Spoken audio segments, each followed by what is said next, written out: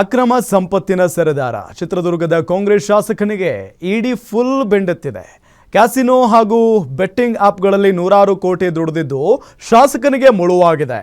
ಎಂದಿನಿಂದ 5 ದಿನ ಇಡಿ ಕಸ್ಟಡಿಗೆ ಸಿಲುಕಿರೋ ಶಾಸಕ ವೀರೇಂದ್ರ ಪಪ್ಪಿಗೆ ಡ್ರಿಲ್ ಅಂತೂ ನಡೆಯುತ್ತೆ. ಕೋಟಿ ಕುಳ ಕಾಂಗ್ರೆಸ್ ಶಾಸಕನಿಗೆ ಇಡಿ ಬಿಗ್ ಶಾಕ್. ಮಧ್ಯರಾತ್ರಿ ಗ್ಯಾಂಗ್ಟಾಕ್ನಿಂದ ಬೆಂಗಳೂರಿಗೆ ಪಪ್ಪಿ ಶಿಫ್ಟ್. 5 ದಿನ ಕಸ್ಟಡಿಗೆ ಪಡೆದ ಇಡಿಯಿಂದ ಫುಲ್ ಡ್ರಿಲ್.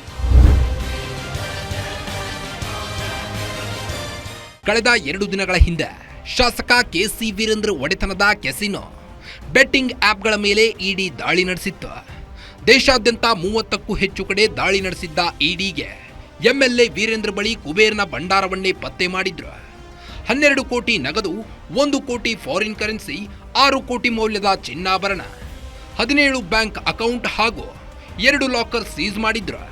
ನಿನ್ನೆಯ ಗ್ಯಾಂಗ್ಟಾಕ್ನಲ್ಲಿ ಕೆಸಿ ವೀರೇಂದ್ರನ್ನ ಅರೆಸ್ಟ್ ಮಾಡಿದ್ದ ಇಡಿ ಅಧಿಕಾರಿಗಳು ಟ್ರಾನ್ಸಿಟ್ ವ್ಯಾರೆಂಟ್ ಪಡೆದು ಮಧ್ಯರಾತ್ರಿ ವೇಳೆಗೆ ಬೆಂಗಳೂರಿಗೆ ಕರೆತಂದ್ರು. ಮೆಡಿಕಲ್ ಚೆಕಪ್ ಮಾಡಿಸಿ ಶಾಂತಿನಗರದ ಇಡಿ ಕಚೇರಿಯಲ್ಲಿ ಕರೆತಂದಿದ್ರು. ಇಂದು ಮಧ್ಯಾಹ್ನದ ವೇಳೆಗೆ ಕೋರಮಂಗಲದ ಎನ್ಜಿವಿ ಕ್ವಾರ್ಟರ್ಸ್ನಲ್ಲಿರೋ ಕೋರ್ಟ್ ಹಾಲ್ 35ರ ನ್ಯಾಯಾಧೀಶರ ಮುಂದೆ ಶಾಸಕ ಕೆಸಿ ವೀರೇಂದ್ರನ್ನ ಹಾಜರುಪಡಿಸಿ 14 ದಿನಗಳ ಕಾಲ ಕಸ್ಟಡಿಗೆ ನೀಡುವಂತೆ ಮನವಿ ಮಾಡಿದ್ರು. ಓಪನ್ ಕೋರ್ಟ್ಗೆ ಹಾಜರುಪಡಿಸಿ ಕಸ್ಟಡಿಗೆ ನೀಡುವುದಾಗಿ ನ್ಯಾಯಾಧೀಶರು ಹೇಳಿದಾಗ ನ್ಯಾಯಾಂಗ ಬಂಧನಕ್ಕೆ ಕೊಟ್ಟರೆ ಎವಿಡೆನ್ಸ್ಗಳು ಡೆಸ್ಟ್ರಾಯ್ ಆಗುತ್ತೆ ಅಂತ ಇಡಿ ಪರ ವಕೀಲರು ತಕರಾರು ಎತ್ತಿದ್ರು. ಎಲ್ಲವೂ ಡಿಜಿಟಲ್ ಎವಿಡೆನ್ಸ್ಗಳಾಗಿದ್ದು ಹೇಗೆ ನಾಶಪಡಿಸಲು ಸಾಧ್ಯ ಅಂತ ನ್ಯಾಯಾಧೀಶರು ಇಡಿ ವಕೀಲರಿಗೆ ಹೇಳಿದ್ರು.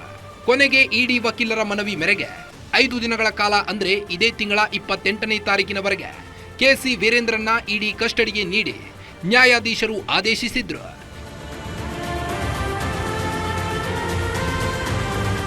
ಇಂದಿನಿಂದ ಶಾಸಕ ಕೆಸಿ ವೀರೇಂದ್ರಗೆ ಇಡಿ ಅಧಿಕಾರಿಗಳು ವಿಚಾರಣೆ ಆರಂಭಿಸಲಿದ್ದು ಅಕ್ರಮ ಹಣ ವರ್ಗಾವಣೆ ಸಂಬಂಧ ವಿಚಾರಣೆ ತೀವ್ರಗೊಳಿಸಲಿದ್ದಾರೆ.